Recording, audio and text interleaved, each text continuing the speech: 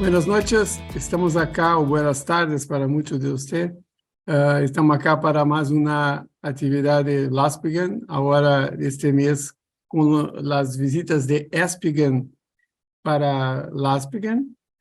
Tenemos más una actividad muy interesante, muy relevante con una persona que es de la mejor calidad, que es la doctora M Fewtrell. Entonces, vamos a su presentación. Como siempre, es importante que si usted tiene dudas, las coloque en el chat, que después lo encaminaremos para la doctora Mary, porque por la diferencia de horario no estamos solicitando que ellos estén presentes ahora, pero van a contestar todas las preguntas y después las enviaremos, le colocaremos en el site de LASPGHAN. Entonces, vamos a la presentación. Va a ser coordinado por la doctora Liliana Ladino.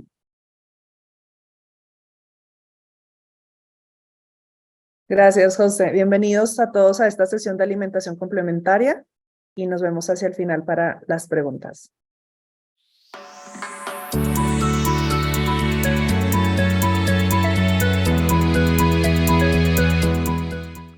Welcome to this ESPGHAN vs. LASPGHAN meeting. It is my pleasure to introduce Professor Mary Fewtrell. She is professor at the Pediatric Nutrition of the UCL Institute of the Child Health in London. She's also the General Secretary of the ESPGHAN Society. For the past decades, she has been working in pediatric nutrition and infant nutrition, focusing in early programming and growth. And her speech for this ESPGHAN vs. LASPGHAN session entitled Complementary Feeding in Infancy.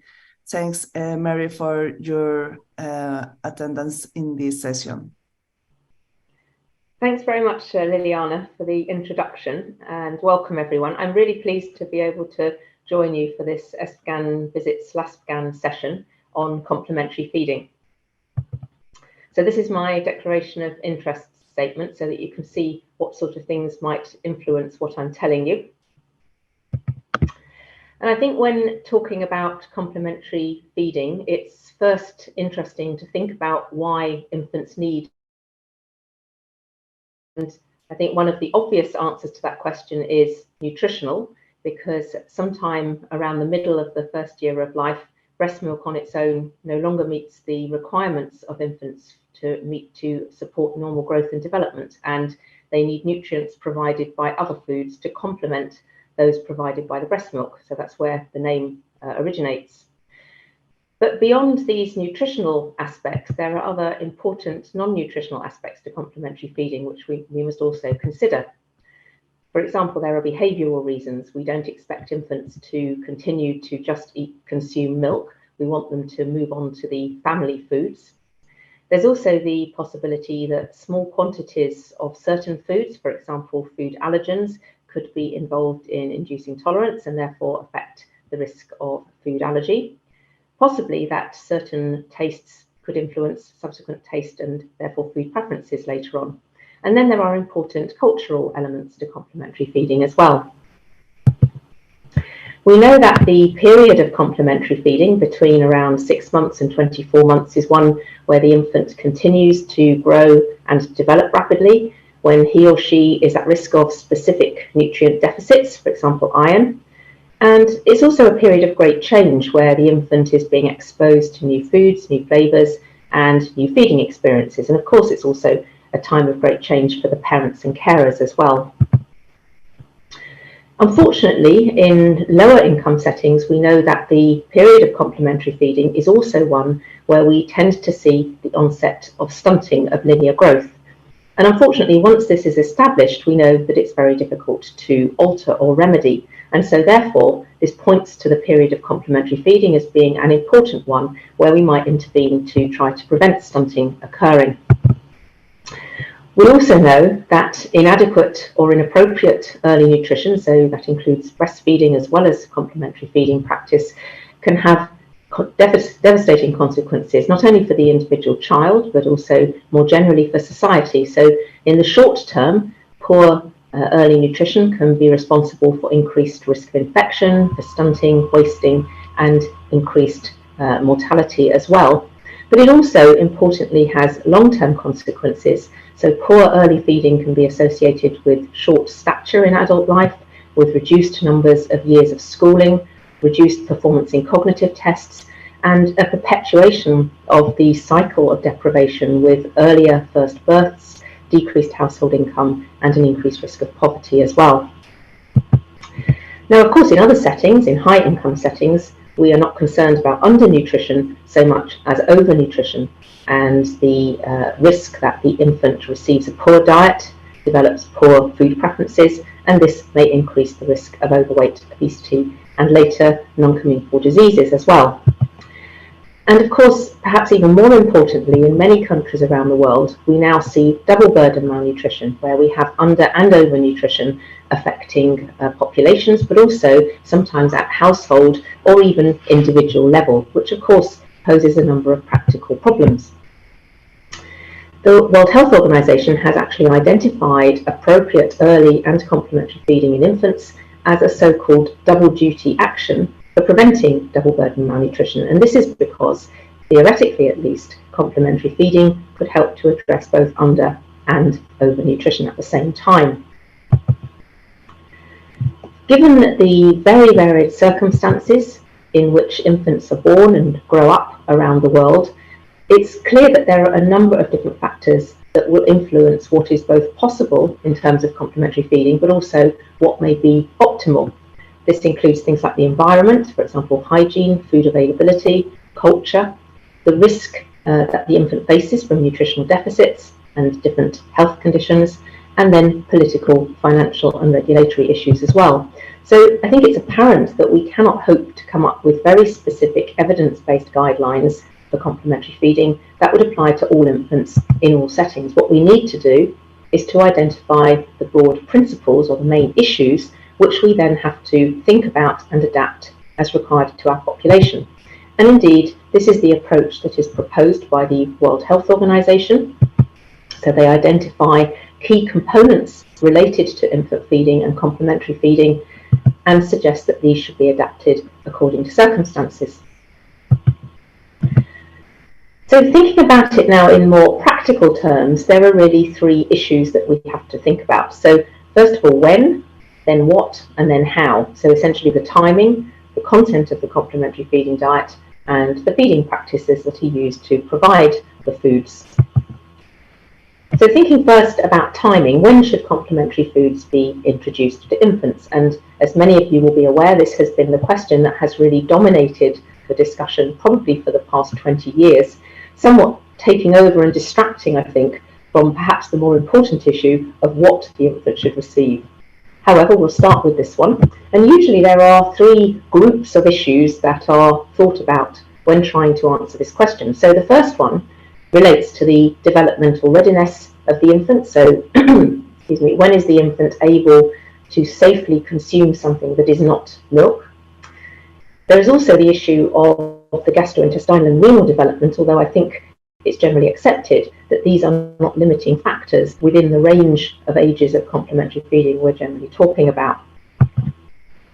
The second group of issues relate to the nutritional adequacy of milk, so essentially how long can an infant thrive on breast milk alone, and then also the health effects of introducing complementary foods at different ages. And then finally, there are social and cultural factors and also maternal preferences, which probably tend to be somewhat overlooked, but as I'll come back to at the end, maybe we should actually be paying more attention to these features than we traditionally do. So thinking first about the nutritional adequacy of exclusive breastfeeding, so how long can a baby thrive on breast milk alone? There have been a number of expert groups that have looked at this issue, and I've given two citations here. And these have generally concluded that exclusive breastfeeding by well-nourished mothers for 6 months will meet the needs of most healthy infants for energy, protein, and for most vitamins and minerals. The exceptions here would be vitamin D and vitamin K, which generally we would deal with by giving the infant supplements. Interestingly, the EFSA scientific opinion on this topic went on to state that the age at which exclusive breastfeeding provides insufficient energy cannot really be defined by the available data, and therefore the introduction of complementary feeding really needs to be decided at an individual level, regardless of population recommendations, which I think is an important point. And the reason for this is that most of the data that we have to form an opinion on this topic comes from observational studies. And essentially, this involves studying the relative minority of mothers and infants in different populations who do exclusively breastfeed to 6 months. Usually, we have to be cautious when generalizing data from a relative minority to assume that it will be appropriate for a whole population. And I think in this situation, we have to think about the possibility that mothers and infants who do exclusively breastfeed to 6 months may differ from those who do not. For example, in terms of the infant growth rate, the mother's milk production or composition, or indeed the infant's requirements. So it's something that has to be considered. Another reason for confusion in what might be the appropriate age for introducing complementary foods is that it to some extent depends on the definition of complementary feeding that you're using. And indeed, I think this is responsible for quite a lot of the confusion that we face. If you use the World Health Organization definition of complementary foods, which is essentially anything that is not breast milk, so it includes formula, then you will do an assessment which is the same as looking at the optimal duration of exclusive breastfeeding, because anything else is a complementary food. If, on the other hand, you use a more pragmatic definition of complementary feeding, as used, for example, by ESPGHAN, also by the USDA and the AAP, this would regard complementary foods as anything that is not breast milk or infant formula. So in that case, you would do an assessment of the effect of introducing foods or non-formula milk drinks. And you may expect that you would therefore look at different evidence and potentially come up with a slightly different answer. So I want to look at both of those approaches. First of all, the WHO. So in 2001, the WHO made their recommendation that mothers should exclusively breastfeed for 6 months, followed by the introduction of complementary foods alongside continued breastfeeding. This recommendation was based on the outcomes of a systematic review and meta-analysis, and this looked very specifically at the health effects on the infant and on the mother of exclusive breastfeeding for 6 months versus exclusive breastfeeding for 3 to 4 months. And then this was followed by complementary feeding alongside breastfeeding. It was a very specific research question, and therefore, perhaps not surprisingly, they didn't find many eligible studies. In fact, there were 16 in the initial review, and that increased to 23 when the most recently published update was performed. That was published in 2012. You'll see that about half of the studies came from lower income and half from higher income countries, and there were only 2 randomized trials amongst those, both of them conducted in Honduras. So this table summarizes the reviewers' conclusions, including the 2012 update, and they concluded that 6 months of exclusive breastfeeding compared to a shorter period was associated with no effects on growth and allergy, with decreased iron status, and that was from the randomized trial in Honduras, with decreased gastrointestinal infection in 3 settings, Belarus, Nigeria, and Iran, and then with some benefits for the mother, so delayed return of the menses, better birth spacing, and faster postpartum weight loss in the study from Honduras. So that was the evidence in total. So now if we look at the different approach, so this is using the pragmatic definition of complementary foods as anything that is not breast milk or breast milk substitute, we can look at the scientific opinion that was produced by the European Food Safety Authority, published in 2019. I should declare I was part of the group that developed this opinion. So for this opinion, recognizing the different purposes of complementary feeding, we looked at a number of different issues, so nutritional requirements, the developmental readiness of the infant, and then the health effects of introducing complementary foods at different ages. We did an extensive literature review looking at developmental readiness, and then we did a series of systematic reviews and meta-analyses looking at different health effects, and this included quite rigorous methodological assessment and appraisal of risk of bias, which was taken into account in the synthesis of the evidence. So eventually we included more than 300 studies in the final reviews, and you can read the whole document. I warn you, it's very long, although there is quite an easy to read summary at the beginning. I should emphasize that the way EFSA works is that they do a risk assessment, not risk management. So they assess the science and come up with a scientific opinion, but this is separated from making recommendations on how the evidence should be used. And in the case of the European Union, that's done at the European Commission level by the risk managers. So I'm going to summarise the conclusions that we came to regarding those different aspects of complementary feeding, and you'll see that it's really quite nuanced. So our overall conclusion was that the available data didn't allow us to determine a single age when complementary food should be introduced to infants living in Europe, and by that you can read any other similar setting, that the appropriate age range depends on the individual's characteristics and development, and particularly if the infant was born preterm, where we recognised there was actually very little data.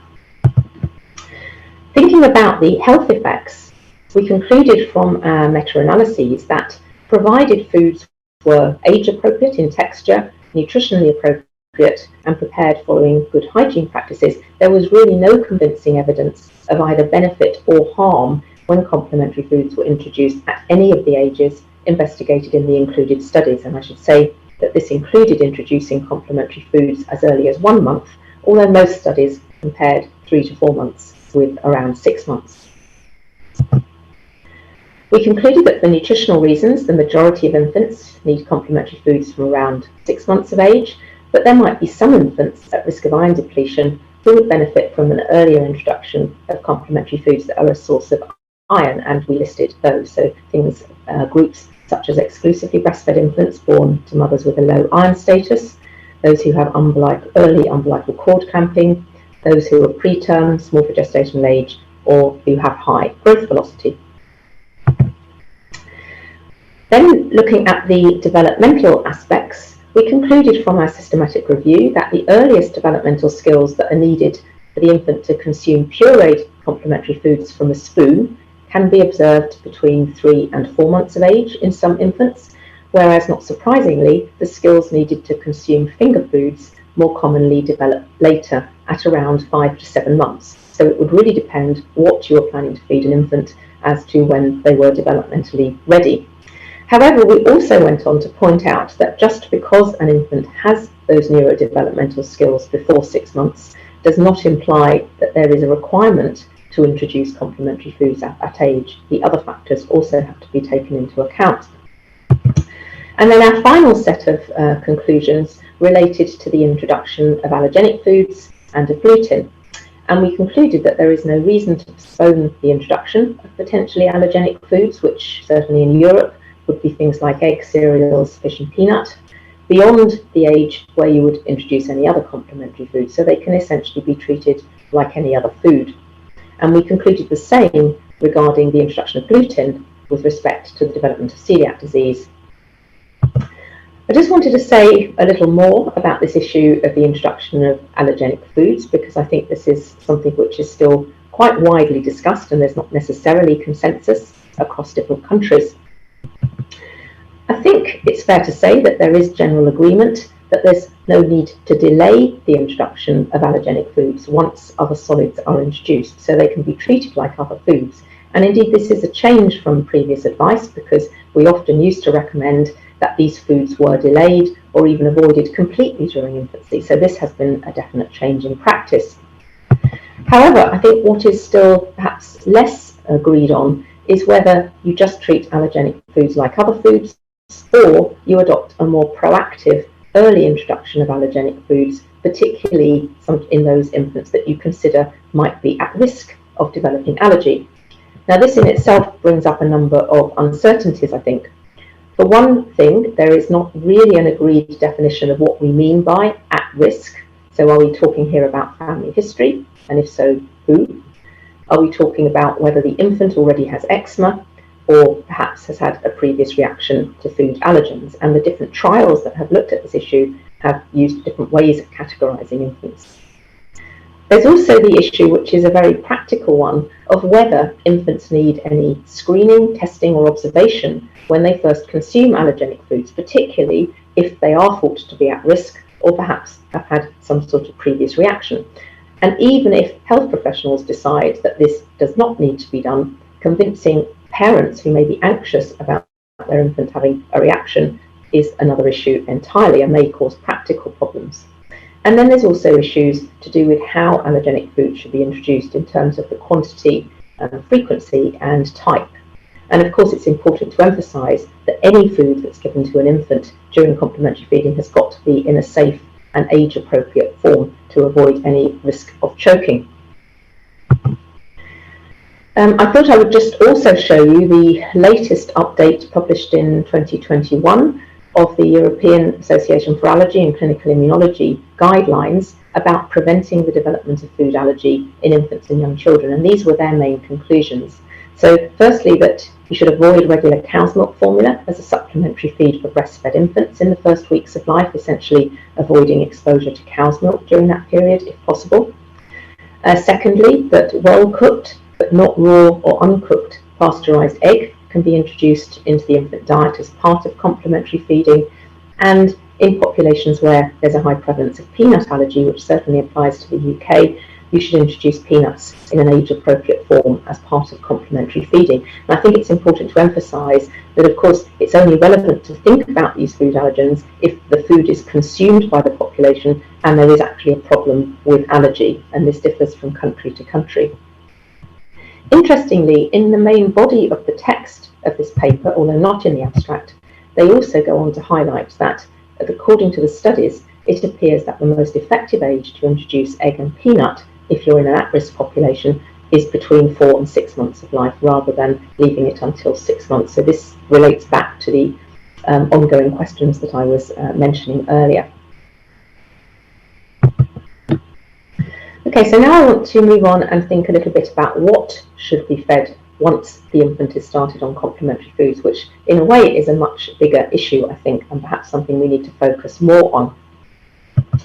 We know that the types of foods that are available, that are culturally acceptable, that are affordable, will depend on the infant's environment, and that there are also infant factors such as the risk of different nutrient deficits and also diseases that will influence what are appropriate complementary feeding practices. Another important factor to think about is the main source of milk that the infant is receiving alongside the complementary foods. And this is because the idea of the complementary foods is that they should provide or meet the nutrient gap between the nutrients provided by the milk and the total requirements. Now, of course, different types of milk, breast milk, formula, follow-on formula, have slightly different compositions, which will mean that the gap will also differ. In general, infants who are receiving, for example, a follow-on formula will tend to have a smaller gap for many nutrients to be met by the complementary foods. And in some ways, you might think that sounds a good thing, but in fact, it can be problematic, as we'll see, and it can lead to excess consumption of certain nutrients. So different countries have different approaches to complementary feeding recommendations. Some countries in Europe, for example, Germany, have quite specific food-based recommendations with sort of meal plans that the parents can follow. Whereas other countries tend to have more general guidance on the type or amount or frequency of foods that should be offered at different ages. Whichever approach you are adopting, it does help if you understand what are the at-risk nutrients for your population. For example, in Europe, we know that the limiting nutrients during this period tend to be the fatty acids, iron, vitamin D, and then in some groups who don't consume marine products, also iodine. And I think it's probably fair to say that iron and vitamin D are issues pretty much anywhere you might think of. So thinking about some specific components of complementary feeding, so our sort of considerations about energy intake and energy density vary depending on the setting. In high-income countries, we're often concerned about excess energy intake, whereas in low and middle-income countries, the opposite is true. And then, as I've already pointed out, many countries have a mixed picture. It's important to remember that infants consume relatively small amounts of complementary feeding. They have a small gastric capacity and they will be easily full.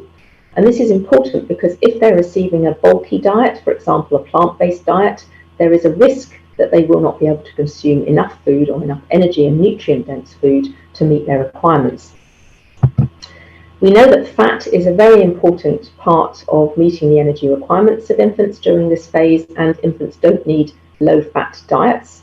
And indeed, it's always interesting to consider that breast milk is essentially a high saturated fat diet, something which probably we wouldn't recommend at later stages of life, but that is what infants are designed to receive. We know that observational studies show no association between higher fat intakes during this period and later adiposity. But of course, it's not just the amount of fat. We need to focus on the quality of the fat, so avoiding trans fats and making sure that infants receive a supply of essential fatty acids. And this relates to the type of oil that they receive. And that can be problematic if food labelling regulations allow just, for example, vegetable oil labels without specifying further what is actually in it. When it comes to the proportion of energy that is provided by fat and protein, there is quite a dramatic change as the infant goes from breast milk onto the family food. So the fat contribution decreases and the protein contribution increases. How much this increase depends on what types of food the infant is receiving, but it can certainly go above 15% of energy, and that's certainly the case in many European countries.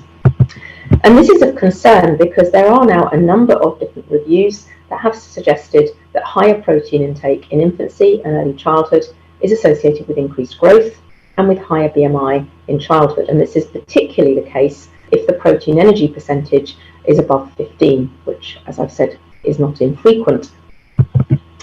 Interestingly, there is also evidence to suggest that all proteins are not the same in terms of their association with growth, and it's the intake of animal protein, especially dairy protein, which has a stronger association with growth than does vegetable protein. When you think about it, that isn't at all surprising because milk is the mammalian growth product. It's supposed to promote growth, and it contains things like branched-chain amino acids and microRNAs to promote the growth of the species that it's intended for. And on this note, I think it's relevant to just mention cow's milk. So we know that cow's milk is very high in protein. It's a poor source of iron, and infants who consume large amounts of cow's milk tend to be full, and they don't tend to consume a very diverse, nutritious diet. So this can increase the risk of overweight and obesity and also iron deficiency. So most countries have recommendations that cow's milk is not used as the main drink before 12 months of age, and that the amount should be limited during the second year as well to avoid this problem. So I've been talking a bit about the problem of promoting excess growth with high protein, but of course we also have to remember that in lower income countries, the problem is completely different. We have the problem of providing enough protein and enough high quality protein, and this can be very challenging. And this brings us on to the use of animal source foods during the complementary feeding period. So we know that these foods are good nutritionally. They have a high protein content and quality, micronutrients, they're energy dense, they have N3 PUFAs, they don't contain things like phytate and other anti-nutrients that can interfere with the absorption of other nutrients. And so they can certainly be a good resource for improving growth, both weight gain and linear growth, and preventing micronutrient deficiencies. But of course, the extent to which you want that to happen depends on the setting. There are some settings where you want to promote growth and others where you may be concerned about doing this. And this is particularly problematic in places where we have double burden malnutrition. If you like, we have this complementary feeding dilemma. How do we provide enough protein and energy to avoid undernutrition, provide sufficient micronutrients, whilst at the same time, in the same population, avoiding high protein intakes that may promote overweight and obesity? And this is particularly problematic because many of the micronutrient-rich foods we might want to use also contain a high protein. So you could think about this in relation to different settings. In higher income countries, Generally, we have more concern at the moment about overweight and obesity than iron deficiency, and in any case, we have iron-fortified foods, for example, iron-fortified cereals, especially made for infants, which can be used to address the issue of iron. So you might argue that in these settings, the best strategy would be to reduce the protein intake from animal-sourced foods, particularly milk protein. There was an interesting randomized trial conducted by a Swedish group. They randomized healthy infants at 4 to 6 months of age to a standard group versus an intervention group who were given advice to prepare lower protein complementary foods based on the Nordic diet. And this essentially involved more fish, more plant-based foods, and less meat. So they were able to achieve a 26% reduction in the protein intake of the infants at 9 months, and importantly, this seemed to promote healthy weight gain without compromising the infant iron status. So that seems to back up what I was just saying about this strategy. Now, of course, in low-income countries, the considerations are very different. We have concerns about iron deficiency, wasting and stunting more than overweight or obesity. And in these settings, iron-fortified foods for infants are often less available. So here you could argue that the best strategy is to promote the use of animal-sourced foods as a source of both protein and iron. I think the bigger difficulty comes where we have countries with double burden malnutrition, where we may have concerns about iron deficiency, undernutrition, and overweight and obesity in the same population. What is the best thing to be recommending here? And this was something that one of my former PhD students, Mickey Montry, looked at for her PhD. So she conducted a project in her home city of Chiang Mai in northern Thailand, and she was trying to look at what might be the appropriate amounts, but also, importantly, sources of protein during complementary feeding that could promote optimal growth and prevent undernutrition, iron deficiency, and overweight. So she recruited 145 healthy term babies from both urban and suburban areas around Chiang Mai. So this population had high breastfeeding rates, 44% of them exclusively breastfed until 6 months, with a mean age of introduction of complementary foods just less than 6 months. And more than a third of them went on to consume only breast milk alongside complementary foods until 12 months of age. So Mickey was able to collect detailed dietary records as well as anthropometric measurements and bloods to measure amino acids and also growth hormone, IGF-1, etc. So she found that at 12 months, actually these infants did not have a high prevalence of being either under or overweight. Perhaps that's not surprising given it was a fairly short follow-up. However, nearly 20% of them already had iron deficiency anemia, and around a third were iron deficient. In terms of the double burden malnutrition, this is certainly an issue in this part of Thailand, and it was apparent in this cohort because a high proportion of the parents of these infants were overweight or obese, and you could clearly see at household level that there was double burden malnutrition apparent. In terms of the protein intake of these infants, it was very high, particularly at 9 months, and then even more so by 12 months, where the mean percent protein energy was 15.6%, so really quite similar to that which we see in European countries. 90% of this protein was coming from animal source foods, but mostly eggs and infant formula rather than meat. Overall, these infants had quite westernized dietary patterns, certainly compared to historical data from the same cohorts. So Mickey then looked at the associations of protein intake and different types of proteins and the infant's growth pattern. And she essentially found there was a dose response between the proportion of protein energy between 9 and 12 months and the weight-related Z-score, so weight for age, weight for length, and BMI. And there was the strongest association with dairy protein, a weaker but still significant relationship with non-dairy animal source foods, and no relationship with plant protein. And indeed, protein intake generally was not associated with the linear growth. It was all adiposity or weight-related parameters.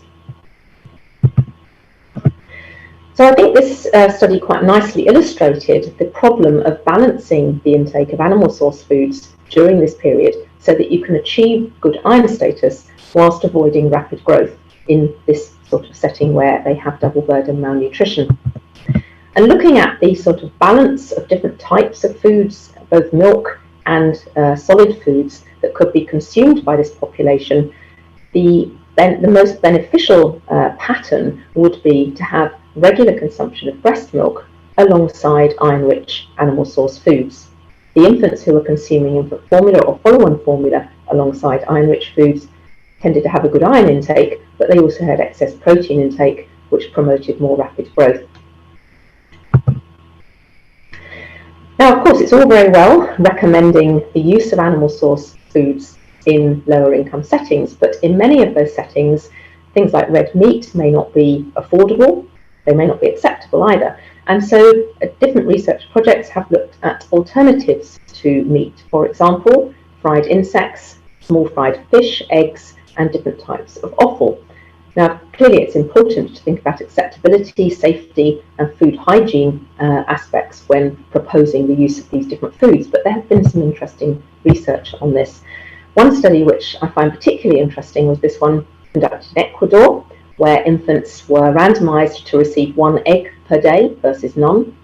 And this intervention was successful in improving the length and reducing stunting in the infants. It's one of the few complementary feeding interventions that I'm aware of that has actually affected linear growth. There were no adverse effects or allergic reactions, and I think this emphasizes how well-cooked whole eggs can be introduced into the complementary feeding diet and may indeed have beneficial effects. Again, not surprisingly, eggs are a growth product, in this case for birds, but it's not surprising that they would have this effect. But I think in the past, their use has tended to be limited by concerns over the risk of allergy. Now we know that we don't need to delay the introduction of eggs. We should probably be promoting them more as a complementary food. Another study that I wanted to mention, because it was done in South America, in Colombia, by another former student, Hilma Olea, was using offal, or incorporating offal, in this case chicken liver, in complementary feeding recommendations. So Hilma conducted her research in lower income areas of Bogota, and she essentially used an educational approach where she recommended to mothers that they should continue breastfeeding, should use red meat, including chicken liver, to provide iron and zinc, and she provided some ideas for how this could be prepared, and also give fruits and vegetables daily. So it were quite simple messages that were delivered face-to-face and via written leaflets. And in a randomized trial comparing this new approach with standard practice, she found that the new guidelines were acceptable and affordable, and they showed efficacy with beneficial effects on iron status of the infants at 12 months, and also beneficial effects on nutritional and dietary intakes of those infants as well. So sort of moving away from animal source foods, I think it's important in the current climate where we know there is a much greater interest in and use of plant-based diets to consider the consequences of those practices for complementary feeding. So we know that as animal source foods are removed from the diet, the number of nutrients that may become limiting in an infant increases, and by the time we get to a completely vegan diet, there are a number of nutrients that we really have to focus on and make sure that we are providing. So we know that vegan diets can certainly theoretically and in practice meet infant nutrient requirements, but the mother and the infant need to be following medical and dietary advice, particularly regarding supplementation.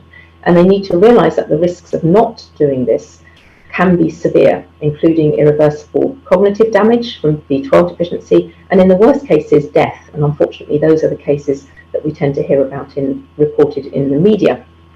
I think the message is that vegan diets can be used in this population, but you cannot just do it, make it up as you go along. You really need to know what you're doing and to focus on providing, making sure that the infant has all of the nutrients it requires in a safe way. And certainly in the UK, whereas in the past people used to say vegan diets must not be used for infants, which tended to drive these things underground, now it's recognised that a lot of parents are wanting to use them, at least in part, and there are a lot more resources available telling parents how they can do this safely, and also pointing out the potential dangers as well. And this seems a more constructive approach. Probably the main message to get across is that vegan diets in infants is a completely different topic to discussing vegan diets in an older person where they don't have such high nutrient requirements, they aren't growing rapidly, and the consequences of getting it wrong are not nearly so severe. So thinking about carbohydrates, the main things to talk about are fibre and sugar. I've already alluded to the issue that high fibre diets can result in a very bulky diet, which makes the infant full, so that they cannot consume sufficient nutrients, so that's to be avoided if possible. But the other issue we have to mention, of course, is sugar, and this is not just a problem in infants. We know we have problems in all the population concerning sugar intake. So infants should really be getting sugar from milk, so lactose, or from fruits. From fructose, they don't need to have sugar added to their foods. They don't need sugar-sweetened beverages. These are bad for the teeth, and they provide empty calories, which can contribute to excess weight gain. Unfortunately, we know that we do have a big problem with sugar. These recent surveys looking at the sugar content of commercial weaning foods, both in the UK and more widely in Europe, have shown how a predominance of a large number of these foods are essentially sweet, and many of them also contain added sugar, not because the manufacturers are necessarily wanting to increase sugar intake, but of course it increases palatability, and that's commercially a good thing when you want consumers to buy the product, and we know that infants like sweet things. Also sometimes for reasons of food preservation. So it's not an entirely straightforward issue to just say remove all the sugar and sweet products that are around, but there's certainly efforts at the moment in many countries to try to reduce this exposure. Of course, we can't just concentrate on commercial foods, however, because parents will also add sugar at home, and we need to also focus on educating parents on this general issue as well as the commercial foods. So I already mentioned that iron and also zinc are very important nutrients. The infant's requirements for these are very high, particularly in the second 6 months of life.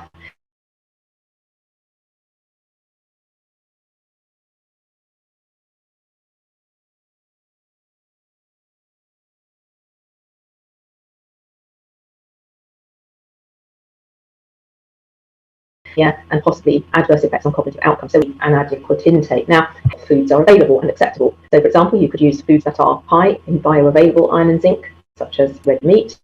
You could use fortified foods, such as cereals, but in some settings, you may also have to think about using supplements and sprinkles. The main thing is to actually be aware of the need to focus on this as an issue. So I want to finish by a couple of points about practical aspects of feeding. And of course, practical aspects of feeding can incorporate quite a few different things, such as the method of feeding, different parenting practices, and of course, food preparation and safety. So one of the things that's much discussed, certainly in the UK, is whether infants should be weaned using a traditional spoon feeding of purees, or whether they should go to the opposite extreme and use the baby-led approach. Now, actually, baby-led weaning has a lot of different meanings to different people, but in its most extreme form, it means that the baby doesn't receive any spoon feeding at all. It is offered different pieces of food cut up into finger-sized portions, and the baby decides what it wants to eat. And of course, many parents tend to do a sort of mixed pattern of these different methods.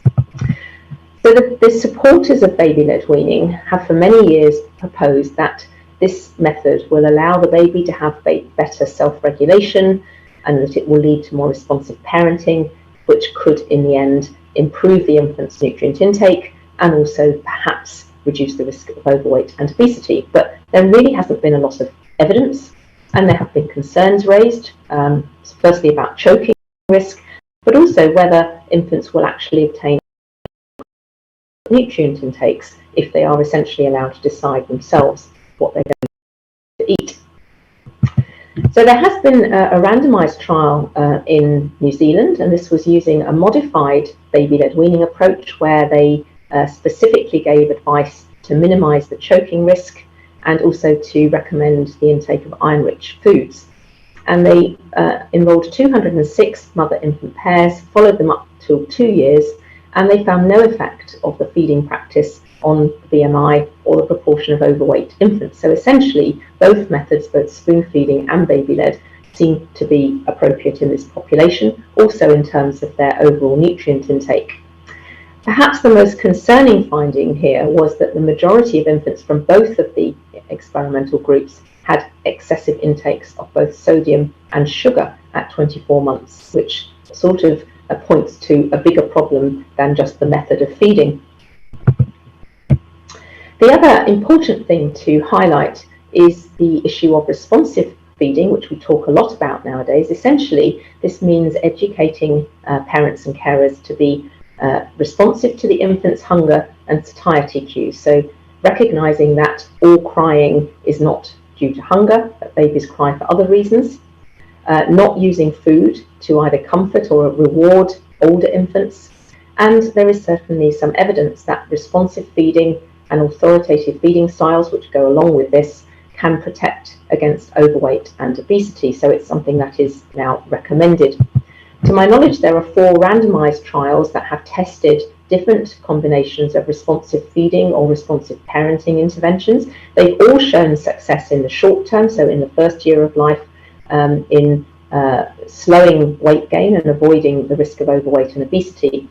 The success at later follow-up, so into mid-childhood, has not been quite so convincing, but in part that's because of attrition of the cohorts, which has limited the sample size. The most convincing longer-term effects were seen, I think, in the INSIGHT study in America, which was a responsive parenting intervention that focused not just on feeding, but also on play and sleeping and other aspects as well. So I just wanted to have a couple of slides at the end to just think a little bit about the issue of mothers' opinions and feelings about what they should do, and why do mothers not always follow our recommendations to exclusively breastfeed for 6 months, or put another way, why do mothers often introduce other foods earlier than we recommend? And of course there are a number of different things we could discuss here. Perhaps they don't get enough professional support, particularly with breastfeeding. Perhaps they're getting the wrong information, they're misunderstanding the information, their families are not supporting them, or they're influenced by marketing. All of those are certainly possible. Of course, another way of looking at it is that perhaps rigid recommendations are inherently not very biological, and perhaps mothers are, in a large proportion of cases, responding to their infant's cues or believing that they are doing so. When we look at other mammals, of course, of whom we are just one example, you find that most species do have a period of so-called transitional feeding, where whilst the mother is still feeding her young, the infant will pick up or take small amounts of food that are dropped by the mother, for example. And these are generally non-nutritional amounts of food, which in a way you could say is the equivalent of providing exposure to allergens or different food, different flavors and tastes that they're going to experience subsequently. However, these mammals do not have a period of complementary feeding that we see in humans, where the mother, whilst she is still feeding the young, is deliberately giving them nutritional quantities of other foods. And it's thought that complementary feeding is a human characteristic that has evolved, which allows human mothers to shorten the period of lactation, so the mother can still be breastfeeding, but also feeding other foods, so she regains her fertility sooner. And in circumstances where this allows the baby to thrive and survive, this results in shorter periods of lactation, shorter interbirth intervals, and a greater rate of reproduction, which indeed is something seen in humans compared to other primates. So what we can think of complementary feeding as part of human lactation strategy, but you would predict that this should be flexible depending on the environment, because it only works as a strategy if the environmental conditions would permit the infant to thrive and survive using this approach. And it also, I think, raises another important issue that has been highlighted by Dan Sellen, is that the foods that we are now using in many settings are really not appropriate complements for breast milk, and even less so if they're complementing breast milk substitutes. And therefore, this is where we are perhaps going wrong and need to focus on redressing this issue. So my take-home message is essentially that you should think about all of these issues around complementary feeding and then essentially tailor them to your population, taking into account the various factors that I've mentioned. And I highlight particularly the need to take account of maternal preferences, but also those of the grandmothers, who are highly influential anywhere you ever look, I think. So here I have highlighted some of the key points that I've mentioned. In the red box in the centre are points which I think are applicable in more or less any setting, and then on the left and on the right are things that become more important in lower or higher income settings, but recognising also that many countries experience elements of both as well. And then finally, here are some resources if you're interested in reading more on any of these aspects. And thank you very much for listening. Thanks, Mary, for your interesting presentation. It was so complete and a lot of information. I have a question about the iron supplementations. What is your opinion if you recommend this as routine iron supplementations to all the breastfed infants regarding the adverse effects that could have these iron supplementations in infants that don't have the deficiency? I mean, I think in general, it's best to focus on giving iron via foods rather than resorting to supplements. I mean, this is in healthy infants. Obviously, there are some groups like preterm babies, or where you might want to give iron supplements early on. But talking about completely healthy term babies, I think it's best to focus. Well, first of all, have delayed clamping of the umbilical cord so that the baby gets the maximum placental transfusion, which is recommended, I think, now in a lot of countries anyway. And then when complementary foods are introduced, to focus on making sure that iron is part of those foods early on, that babies don't just receive pureed fruit for weeks before getting any iron. So I think people need to be aware of the importance of giving iron-rich foods early in complementary feeding. And what the foods are depends a bit on what's available and what's acceptable in your population. So, in a lot of countries, I guess there will be iron fortified infant cereals and things around, but also things like meat or chicken liver, as we used in the trial. So there are different ways of doing it. And in some populations, if there are no iron rich foods available, you might have to resort to using sprinkles or supplements. But I think given the problems of getting supplements taken and compliance and possible side effects, I think where you can, it's better to focus on foods in otherwise healthy babies. Okay, perfect. It is very common in our Latin America countries that mothers use a different kind of dairy products, as for instance Greek yogurt, that is high in protein, very high in protein, and low in fat. And regarding that, the protein hypothesis and the influence in the growth in the obesity in the later years, what is your opinion to use this kind of dairy products during the complementary feeding? So are these things based on cow's milk, like their dairy products?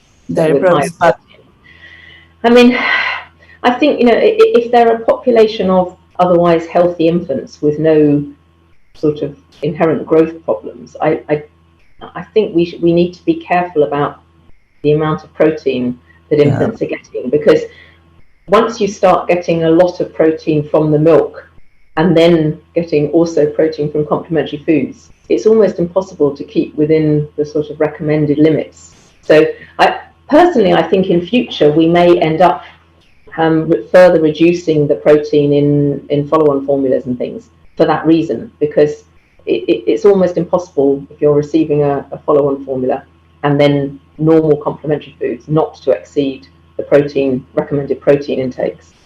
It's obviously, if you're breastfeeding with the complementary foods, then you can do it, which is what our research in Thailand showed. But it's very difficult, I think, if you are having a follow-on formula or a formula. So any other high protein milk, I guess, would fall into that same category. And it's the dairy protein that seems to have the greatest stimulatory effect on growth, as I said, not surprisingly.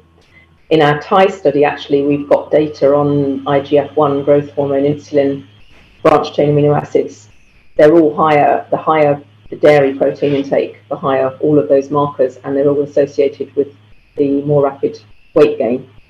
And we've also got some interesting preliminary data on microRNAs as well. And in the infants that have the highest sort of dairy intake, dairy protein intakes, they have higher levels of microRNAs, which may be associated with cell senescence markers. So, I mean, this is all really preliminary data, but it all ties together. Okay. Thank you so much for your presentation again to join us ESPGHAN Business LASPGHAN meeting. It was a really pleasure to have you here, and hopefully see you soon again in the next meeting. And hopefully at the World Congress as well. Yes, for sure, in Argentina next year. See you. Okay, thank you. Thank you so much.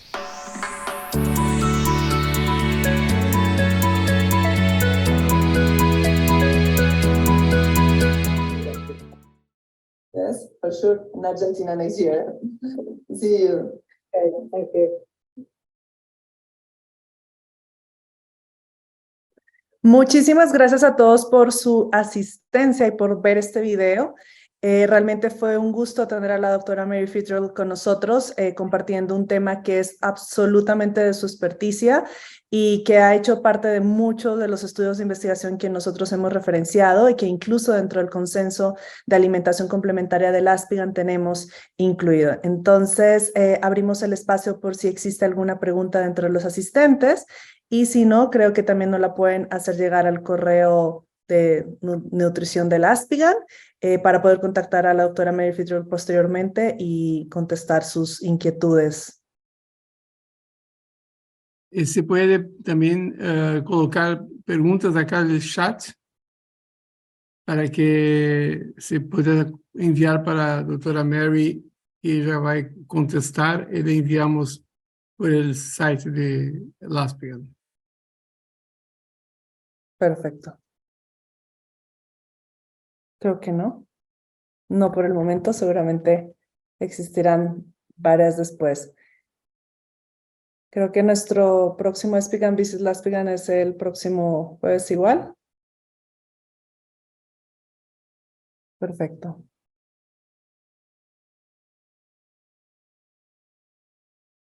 Pues muchas gracias entonces a todos. José, no sé si quieras cerrar, invitarlos al próximo ESPGHAN. Sí, la próxima semana, próximo jueves, estaremos acá nuevamente con más un palestrante. Yo